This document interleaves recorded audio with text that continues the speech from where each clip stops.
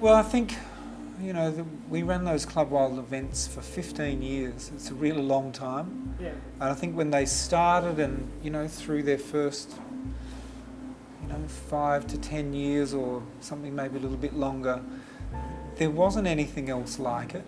And I think a lot of people were very excited and keen to know of that kind of show, and you know, that's what I describe as the heyday. So a lot of people coming, huge energy about it. And what I've observed over the last 5 years maybe, or maybe the last 3, is that the numbers have dropped off.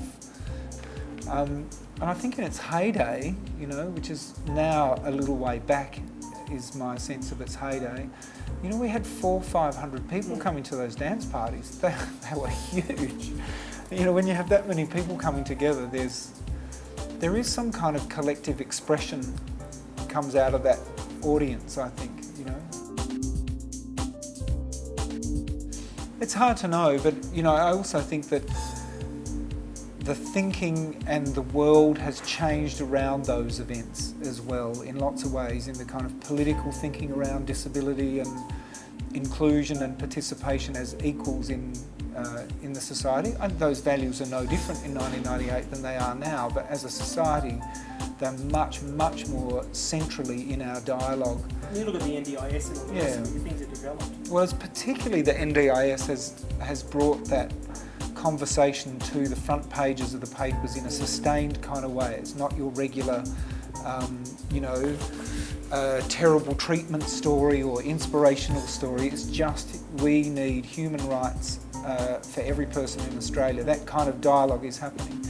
And so, and of course, I think over those 15 years, the kind of policy framework around inclusive practices has become much more part of the mainstream policy making in all levels of government and non-government organisations and so on.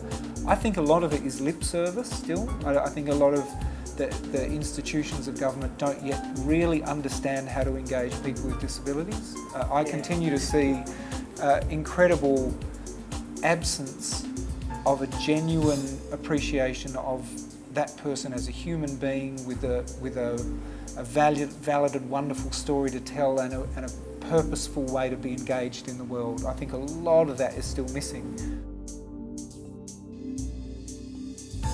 I think there are a couple of things. For me, I really want Wild at Heart to provide people with opportunities to come and engage for the first time in arts making, and for us that's primarily around music and film and dance and other performance-based arts, what we focus on. That work is primarily around creating original storytelling work. That the focus of our work is, who are you as a person? What story have you got to tell in the world? What's your presence in the world? Validating that and creating great art around that. That's the primary thing. So the one thing about accessing, how do I get into arts making for the first time? And then secondly, the thread of supporting a number of key performance groups who, you know, the objective is for them to really develop their capacity as artists.